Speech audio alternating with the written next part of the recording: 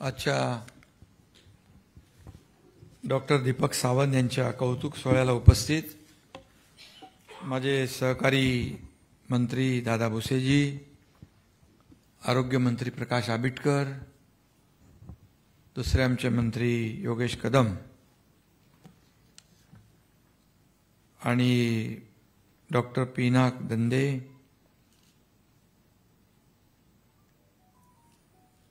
Doctor Deepak Namjoshi आणि गौरव मूर्ती आपले डॉक्टर दीपक सावंत आणि उपस्थित सर्व त्यांच्यावर प्रेम करणारे त्यांचे सर्व सहकारी, लाडक्या बहिणी पण आहेत आणि लाडके भाऊही आहेत. सगळ्यांचं मनापासून मी स्वागत करतो. सोशो पॉलिटिकल इम्पॅक्ट ऑफ कोविड-19 या विषयावर डॉक्टरांना डॉक्टरेट मिळालेली आहे. म्हणजे डबल झाले ना डॉक्टर, ट्रिपल. म्हणजे आपलं डबल इंजिनचं तुमचं ट्रिपल इंजिन झालंय.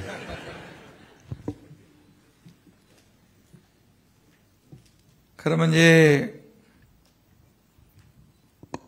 डॉक्टर दीपक सावंत यांचा प्रवास आपण सगळ्यांनीच पाहिलेला आहे.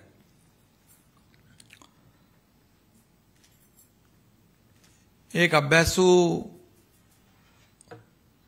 डॉक्टर, अभ्यासू नेता आणि अभ्यासू मंत्री होते ते.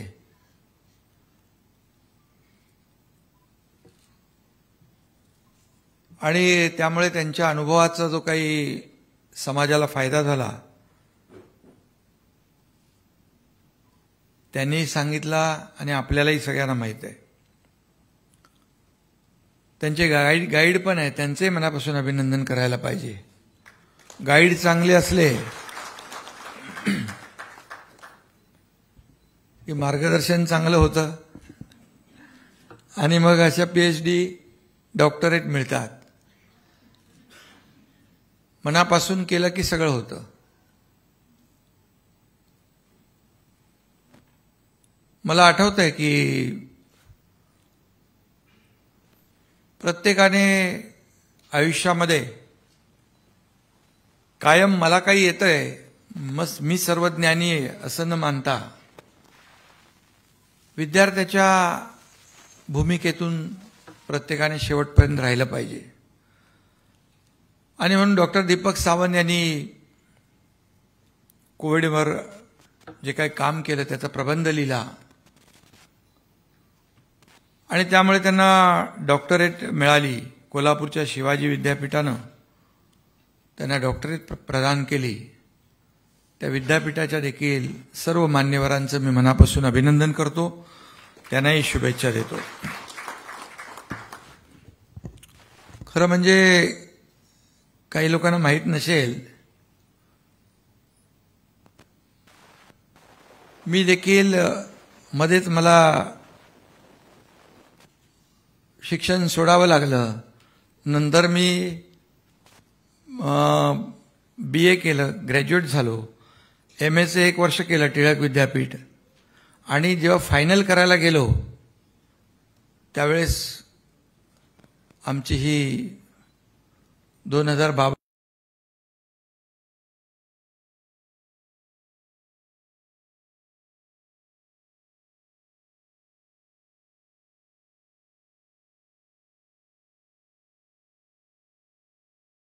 पास झालो चांगले मार्क मिळवून. आणि सर्वसामान्यांच्या सगळ्यांच्या लक्षात आलं नसेल, सर्वसामान्यांच्या मनातलं सरकार स्थापन झालं या महाराष्ट्रामध्ये.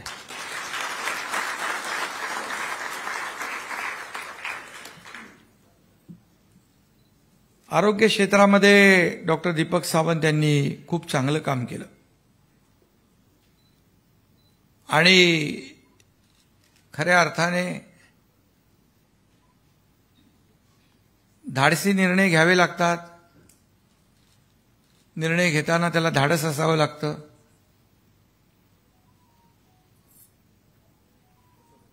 डॉक्टर दीपक सावंत हे आरोग्य सेवेतलं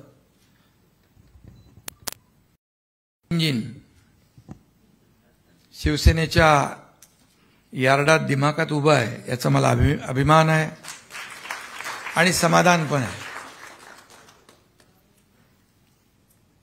कारण दूरदृष्टी असलेला डॉक्टर, दूरदृष्टी असलेला समाजसेवक आणि धडाडीचा डॉक्टर शिवसेनेच्या भात्यात आहे, याचाही मला आनंद आहे.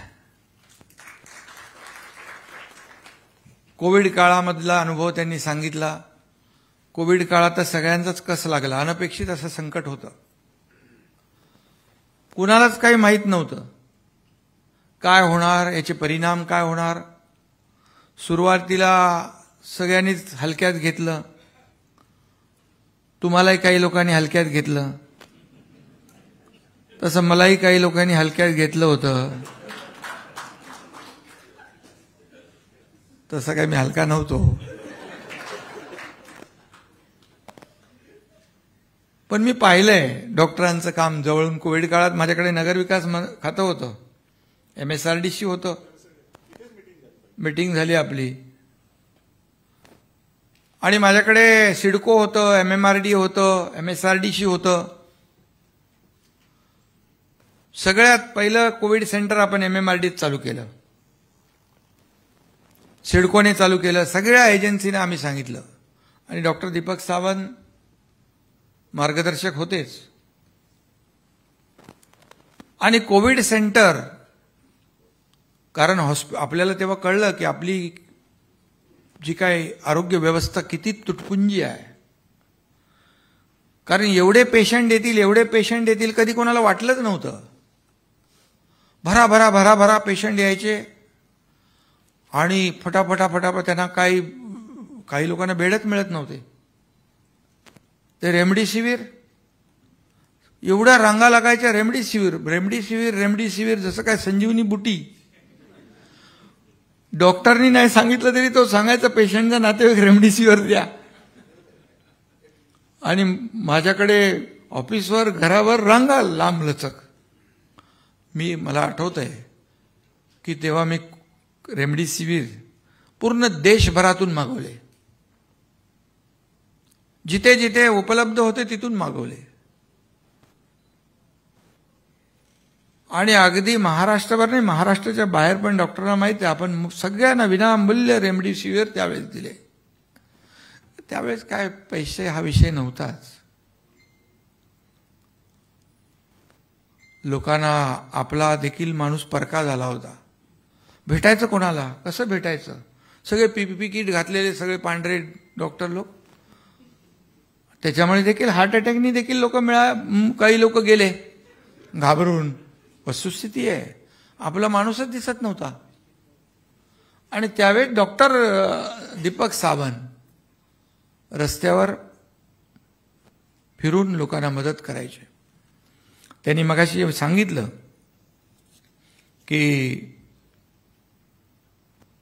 मी PPE किट घालून लोकांना मदत केली. कारण सिव्हिल हॉस्पिटलचं मी उदाहरण सांगतो. सिव्हिल हॉस्पिटलचे अर्धे डॉक्टर कोविड बाधित झाले, अर्धे डॉक्टर बाधित झाले, पेशंट ऍडमिट आहेत. मी तिथे गेलो होतो, पोर्टा केबिनचे आपण मागवले होते 70. कैलास पवार होता. मी बघायला तिथे गेलो, मला समजलं अर्धे डॉक्टर कोविडने बाधित आहेत, त्यांनी ट्रीटमेंट घेतात. उरलेले डॉक्टर घाबरलेत, म्हणाले आता आम्हालाही होईल कोविड. आणि मग सेवा बंद होती की काय असं मला कैलास पवार म्हणाले. मी म्हणालो PPE किट घेऊन या. बोले नको तुम्ही इथे बसा, तुम्हाला सगळी माहिती देतो. मला माहिती नको, मला ते डॉक्टरांना भेटायचं आहे. तुम्ही इथेच थांबा, तुम्हाला कोविड होऊ नये, कारण तुम्ही इथलं सगळे इन्चार्ज आहात. नाही म्हणाले मी येतो. मी त्यांना जबरदस्ती थांबवलं. मी PPE किट घालून गेलो, डॉक्टरांना भेटलो. डॉक्टरांना भेटल्यानंतर डॉक्टर खुश झाले, मला बघून. अरे वा, एकनाथ शिंदे आले. आणि तिथे ज्या ज्या काही सुविधा नव्हत्या त्या सगळ्या माझं ताबडतोब असतं सगळं. बघतो, करतो, पाहतो नाही. फोनवरून मी तिथून सगळ्यांना सूचना दिल्या. जे जे आवश्यक होतं तिथे सगळं दिलं. डॉक्टर म्हणाले साहेब चिंता करू नका, आम्ही लवकर बरे होऊन परत सिव्हिल हॉस्पिटलमध्ये रुग्णांची सेवा करायला जाऊ. तिथे गेल्यामुळे हा फायदा झाला. मग सगळे जे बाकी डॉक्टर होते तेही आले. ते बोले, मी बोलो काय तुम्ही घाबरलात काय? बोले नाही, आता तुम्ही आलात एवढं इथं, तुम्ही बघायला गेलात पेशंटला आणि आमच्या डॉक्टरना आता आमचं धाडस वाढलेलं आहे. तर माझ्याकडे बघत राहा बोललो आणि मी कसं काम करतो ते बघा.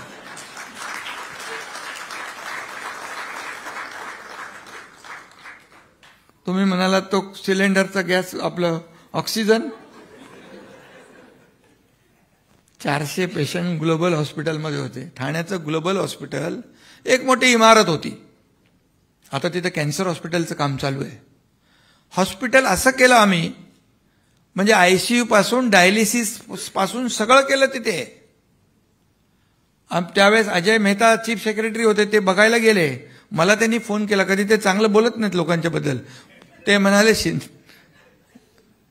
मंत्रीजी खूप एवढं जबरदस्त हॉस्पिटल केलंय की हे हॉस्पिटल तुम्ही कायम पुढे हॉस्पिटल म्हणून याचा वापर करा. 25 दिवसात हॉस्पिटल उभं केलं आम्ही. 25 दिवसात, एकही महापालिकेचा पैसा न घेता. बऱ्याच लोकांनी तेव्हा L&T, टाटा यांनी त्यांनी सगळ्यांनी खूप मदत केली.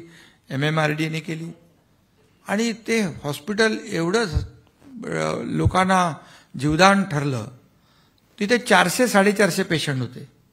मला रात्री फोन आला 12 वाजता, साहेब ऑक्सिजन सकाळी 2, 2:30, 3 वाजता संपेल. मला असं कसं काय तुम्ही करता? अरे ऑक्सिजन संपेल एक दिवस अगोदर आपल्याला कळलं पाहिजे आपल्याकडे किती ऑक्सिजनचा कोटा आहे, किती पेशंट आहेत. बोले नाही, पेशंट वाढले भराभरा. आता शेवटी 400-450 लोकांचा प्रश्न होता. लिंडे कंपनी आहे तिकडे, तिथे नांदेडला जाणार, तुमचा नाही घेतला आम्ही, नांदेडला जाणार टँकर. नांदेडला जाणार टँकर उभा होता भरून आणि निघाला होता. मी ताबडतोब आमचे कार्यकर्ते पाठवले, पोलीस पाठवले, तहसीलदार पाठवला आणि बोललो टँकर ठाण्याला घेऊन या. 450 लोक गेले असते. मग हे होते ते आपले चीफ सेक्रेटरी, कोण ते उंच असे आपले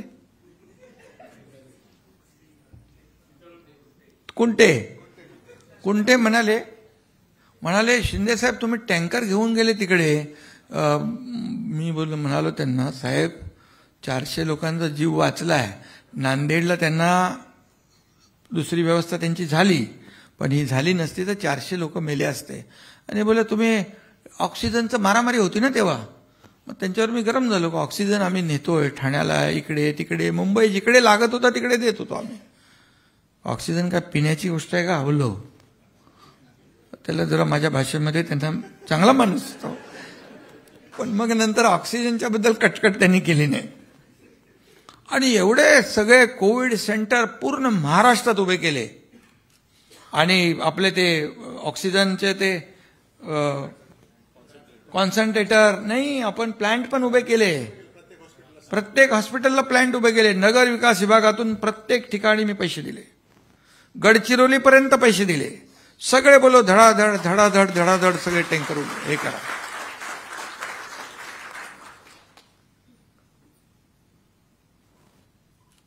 आणि त्यावेळेस त्याची आवश्यकता होती, कारण लोक घाबरली होती. मला आपले कार्यकर्ते, आपला कल्याणचा माजी महापौर, आपला जिल्हा प्रमुख प्रकाश पाटील, तो विजय साळवी यांचे फोन यायचे, मेसेज यायचे.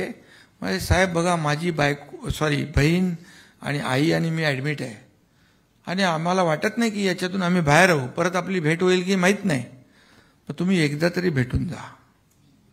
आता असा मेसेज आल्यानंतर मला वाटलं जर काय बरं वाईट झालं तर आयुष्यभर आपल्या मनामध्ये.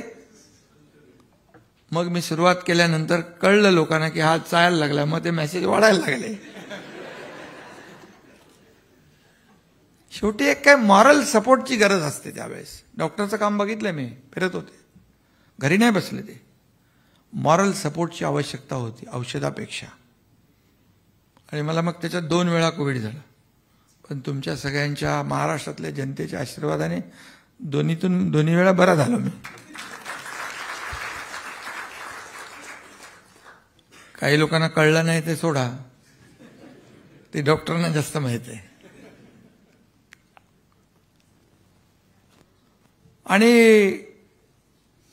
खऱ्या अर्थाने कोविड हा अतिशय भयानक असा आजार. आपण थोडं वाटलं काय होईल, काय होणार नाही, जीव जाणार नाही, पण त्याचे इफेक्ट आताही होत आहेत. पोस्ट कोविड ते काय म्हणतो VIP सिंड्रोम. नाही, VIP लोकांना ते द्यायचे ना फटाफट 7 इंजेक्शन. आता मी गेलो ज्युपिटरमध्ये, मला त्यांनी 7 रेमडेसिवीर दिले.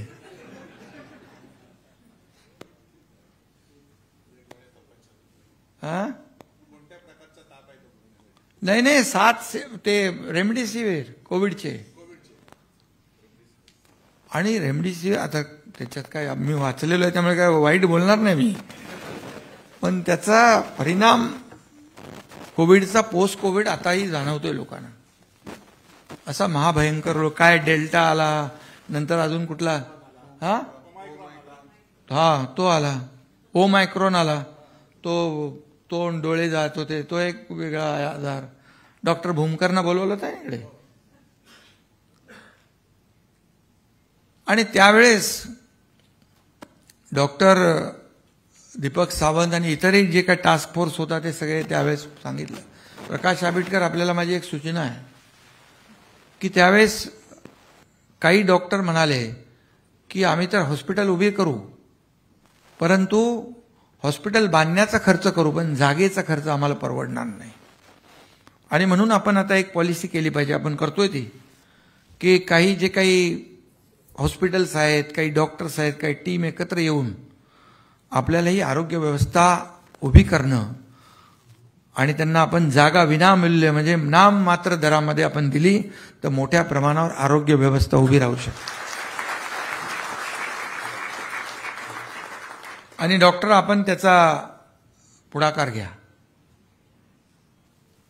आणि त्यामध्ये आपल्याला भविष्यामध्ये असं परत कोविड येऊ नये, पण कुठलाही असा अनपेक्षित आजार आला तर आपण त्याच्याशी फाईट करू शकतो, आपल्या लोकांचा जीव वाचू शकतो. त्यावेळेस मला आठवत आहे की पोटावर झोपायला लावायचे डॉक्टर, पोटावर, त्याच्यामुळे का ऑक्सिजन लेवल वाढायची. तर आमचा एक विकास रेपाळे होता, तो त्याला पोटावर झोपायचं त्याला जमत नव्हतं. डॉक्टर म्हणाले हा झोपला नाही तर हा. मी गेलो, त्याला सांगितलं अरे वेड्या असं करू नकोस. आणि खरोखर म्हणजे तिची ऑक्सिजन लेवल वाढायची त्याच्यामुळे, कारण मला अनुभव होता त्याचा. मी काय डॉक्टर नव्हतो, पण मला अनेक लोकांचे फोन यायचे, अगदी महाराष्ट्राच्या बाहेरच्या लोकांचे, बेड मिळत नाही, क्या करना है, काय करायचं. पण मी त्यांना सांगायचो तुला बेड मिळत नाही तोपर्यंत तू पोटावर झोप. आणि मी विचारायचो पण त्याच्या नातेवाईकाला, तो ऑक्सिजन लेवल वाढते बोले साहेब याच्यामुळे. ती फॅक्ट होती, वस्तुस्थिती आहे. तसं मी डॉक्टर नसलो तरी मोठी मोठी ऑपरेशन केलेली आहेत मी.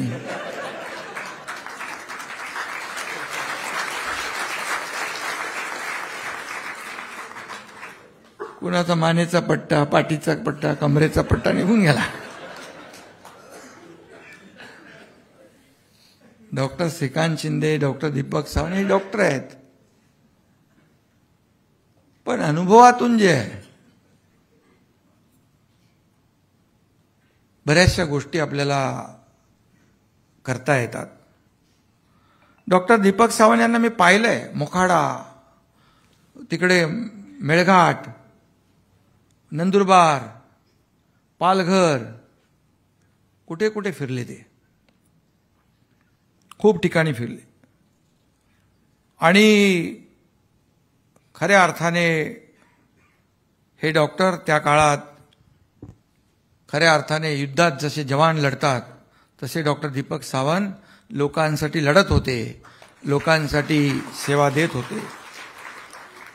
एकच त्यांनी ठरवलं होतं, आंसू निकल आए तो कंधा हो जाना, आंसू निकल आए तो कंधा हो जाना, आंसू निकल आए दर्द निकल आए तो दवा हो जाना. तर डॉक्टर प्रत्येकाचा आधार बनत होते. शेवटी हे डॉक्टर म्हणजे काय? डॉक्टर म्हणजे हा दुसरा देवाचं दुसरं रूप आहे. कुठला डॉक्टर आपल्याकडे आलेला पेशंट स्वतःच्या पायावर उभा राहून परत चांगला गेला पाहिजे अशीच भावना प्रत्येकाची असते. काही ठिकाणी दुर्दैवाने काही गोष्टी घडतात, घटना घडतात. काही ठिकाणी तर अगदी इमर्जन्सी आयसीयूचा पेशंटच म्हणजे व्हेंटिलेटर लागणार अशा परिस्थितीत आल्यानंतर डॉक्टर काय करणार? आणि म्हणून काही समाजामध्ये काही घटना घडतात, त्या टाळल्याच पाहिजेत. डॉक्टरांना संरक्षण प्रोटेक्शन असलंच पाहिजे. या बाबतीत देखील तुम्ही डॉक्टर काय आपल्याला करता येईल ते त्याचाही अभ्यास करा. कोविडमध्ये केला तसा, कारण डॉक्टरांची सगळ्यांची इच्छा आहे ती. आणि खऱ्या अर्थाने त्या काळामध्ये कोरोना काळात डॉक्टर, नर्सेस, वॉर्ड बॉय हे सगळं किती कुठून आपण केरळ बिरळ इकडून जिकडून उपलब्ध होतील तिथून आपण ते मिळवलं. आणि फार तेव्हा पाहिलं आपण की डॉक्टर दीपक सावंत यांनी जीव धोक्यात घालून काम केलं. असे अनेक कार्यकर्ते काम करत होते. काही लोकांना कोविडची बाधा झाली, जसं तुम्ही त्या आपल्या नगरसेवक काय नाव पाटकर सारखे अनेक कार्यकर्ते, नगरसेवक, शाखा प्रमुख, पदाधिकारी कोविड काळात बाधित होऊन लागण होऊन त्यांना आपल्यात ते नाही आहेत. अशी अनेक माणसं आपण गमावली आहेत. आणि त्यावेळेस डॉक्टरांनी कुपोषणावर पण काम केलं. त्याच्यावर करता PhD म्हणजे काय हो, आता ट्रिपल इंजिन आहे. मग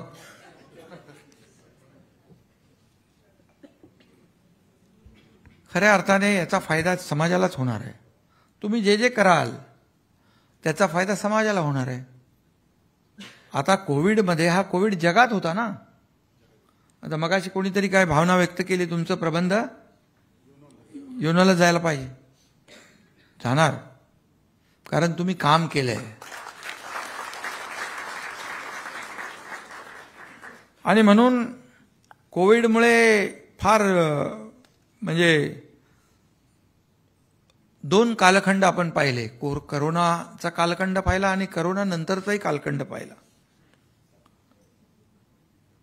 राजकीय नेत्यांना देखील त्यावेळेस खऱ्या अर्थाने कोरोना बाधित लोकांना तर लस मिळाली, पण राजकीय लोकांना देखील गरज होती ती लोकसेवेची लस टोचून घेण्याची, जनसेवेची लस. कारण शेवटी एक डेडिकेशन, डिवोशन हे प्रत्येकाच्या आयुष्यामध्ये असलं पाहिजे. स्वतःसाठी तर सगळेच जगतात, पण दुसऱ्यासाठी जगणारी माणसं दुर्मिळ असतात. डॉक्टर दीपक सावंत यांच्यासारखी, यांचा आदर्श घेतला पाहिजे. आणि म्हणून संकटाला पाठ न दाखवता संकटाचा सामना करायला पाहिजे.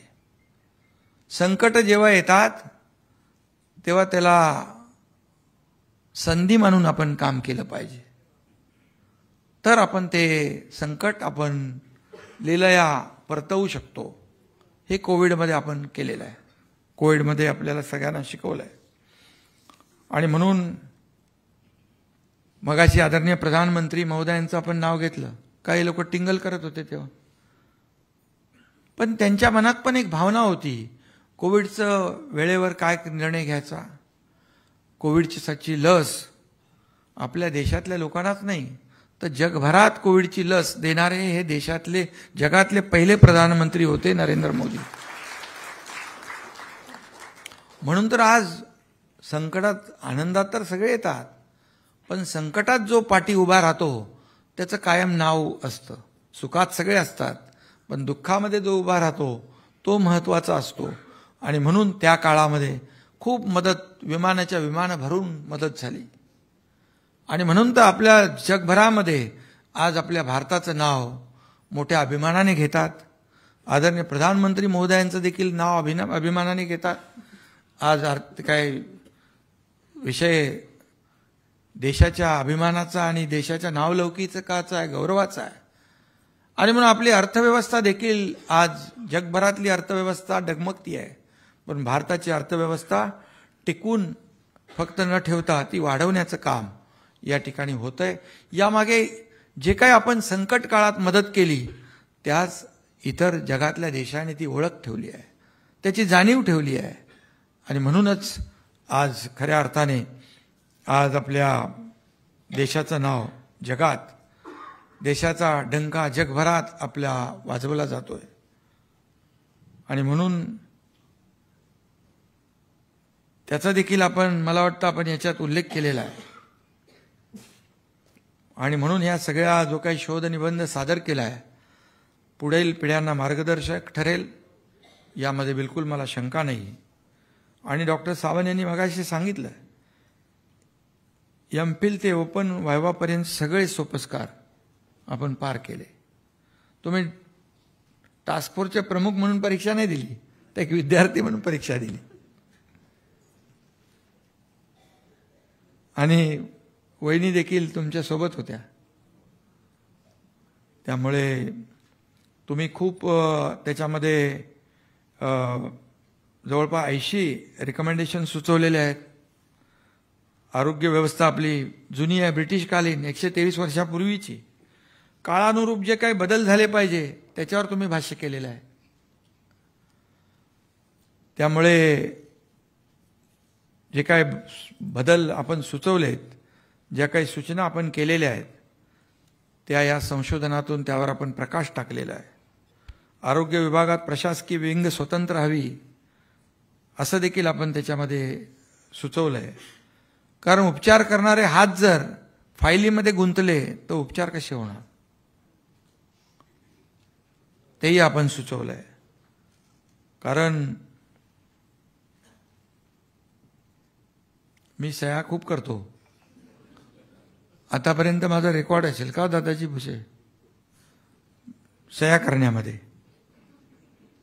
म्हणजे जे कोणी माझ्याकडे पत्र घेऊन येतात, मुख्यमंत्री सहायता निधी 2.5 वर्षात 450 कोटी रुपये मुख्यमंत्री सहायता निधी म्हणून दिले. अगोदर किती दिले होते मला माहित नाही, पण त्याच्यामुळे हजारो लोकांचे जीव वाचले. डॉक्टर बघायचे, माझ्याकडे आलं पत्र की माझा लगेच 2 पेन ठेवायचो मी, शाई लगेच संपली की लगेच दुसरा चालू. पायऱ्यावर पण सह्या केल्या, गाडीतही केल्या. जगाच्या पाठीवर कुणी नसेल केली सही, ती मी लोकांच्या पाठीवर पण सही केली आहे. म्हणजे त्याचं पत्र घेऊन अरे बघायचो मी कशावर, कुठे खाली काय धरायचं, तोच लगेच पाठ करायचा, कारण त्याला माझी सही पाहिजे होती. त्यामुळे आपल्या एका सहीने जर एखाद्याचा प्राण वाचत असेल तर ते आपलं कर्तव्य समजून काम केलं पाहिजे. आपल्याकडे फार जे काही तुम्ही त्याच्यामध्ये सुचवलंय, NIVचं पण आपण म्हणालात, आपली NIV सारखी संस्था आपल्याकडे आहे. आणि हा जो काय एपिडेमिक कायदा आहे तो 123 वर्ष जुना आहे आपण म्हणालात. आता खऱ्या अर्थाने याच्यात देखील काळानुरूप बदल झाला पाहिजे. जेव्हा प्लेगची साथ आली होती तेव्हाच मला वाटतं ब्रिटिशांनी तो तयार केलेला आहे. त्या कायद्यात आता बदल केले पाहिजे, त्याचा देखील उहापोह आपण या अभ्यासामध्ये केला आहे.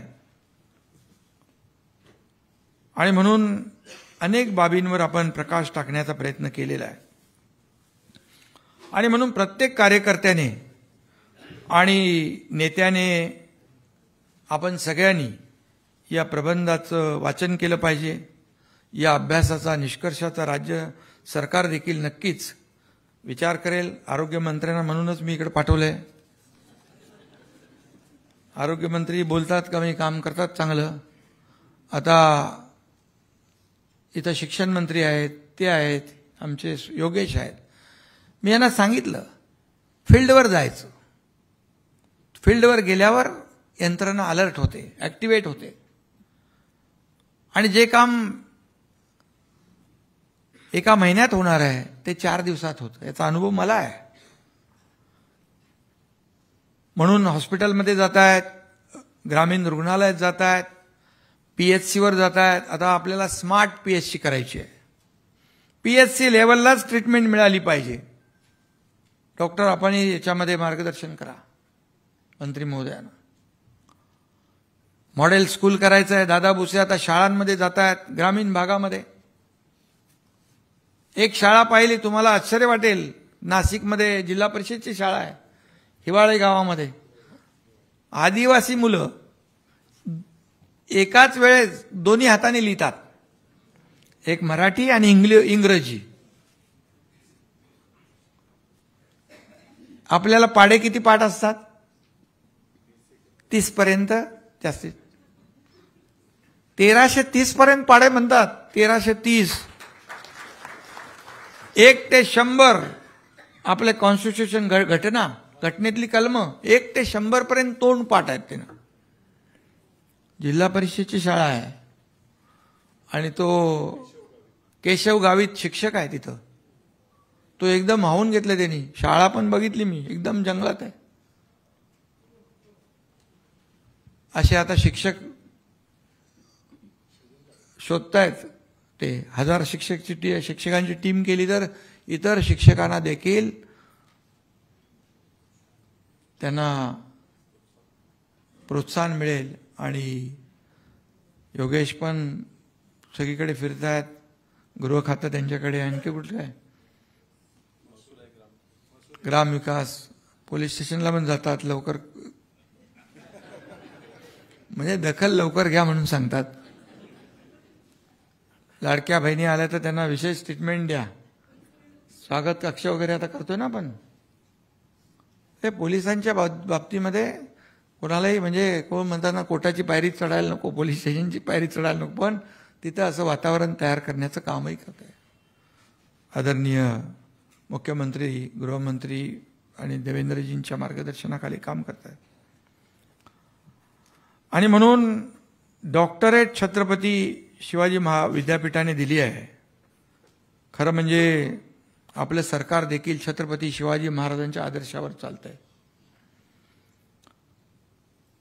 आणि आपली शिवसेना देखील, बाळासाहेब देखील छत्रपती शिवाजी महाराजांच्या आदर्शावर, त्यांना पहिलं वंदन केल्याशिवाय आपला कार्यक्रम सुरू होत नाही. आणि म्हणून शिवाजी महाराजांच्या वैचारिक विद्यापीठातूनच आपली धोरणं जी आहेत ती जन्माला आली आहेत. आणि म्हणून तुमच्या डॉक्टर ज्ञानाचा उपयोग महाराष्ट्राला नाही तर देशाला होईल, अशा प्रकारची मी या ठिकाणी अपेक्षा व्यक्त करतो. आणि आपल्याला पुढच्या शुभेच्छा देत असताना मी हेही सांगतो की तुमचा हे जो काय अनुभव आहे, हा अनुभव समाजाला, आपल्या राज्याला, राज्यातल्या आरोग्य व्यवस्थेला फायदेशीर झालेलाच आहे. यापुढे देखील तो होत राहो, अशा प्रकारे तुम्ही काही मला मगाशी खंत व्यक्त केली की VRSचं. काम करणारा माणूस कधीच VRS घेऊ शकत नाही, कोणी देण्याचा जबरदस्ती प्रयत्न केला तरी. आता तर मी आपला तर कार्यकर्ता, आपला कार्यकर्त्यांचा पक्ष आहे, त्यामुळे काम करणारा डॉक्टर कधीच रिटायर होऊ शकत नाही. आणि तुम्हाला बघा, काम करणाराच पक्ष पुढे जाईल, काम करणारा व्यक्ती आपल्याकडे पुढे जाईल. इथे कोणी मालक नाही, इथे कोणी नोकर नाही, आपण सर्व कार्यकर्ते आहोत. आणि त्यामुळे चिंता करू नका. आपण असंच काम करत राहा. तुम्हाला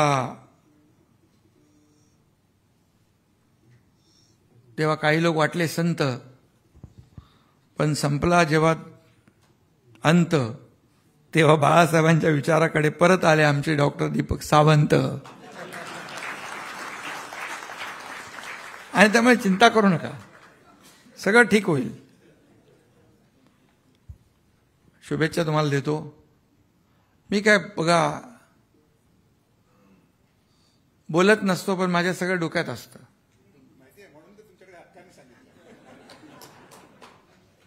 एवढंच सांगतो, आपण डॉक्टर आहात, आज डॉक्टरेट पण मिळवलीत.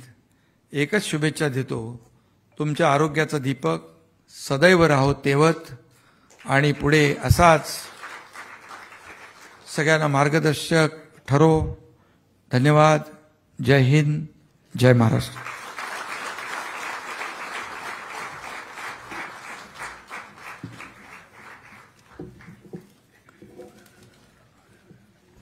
आज या कौतुक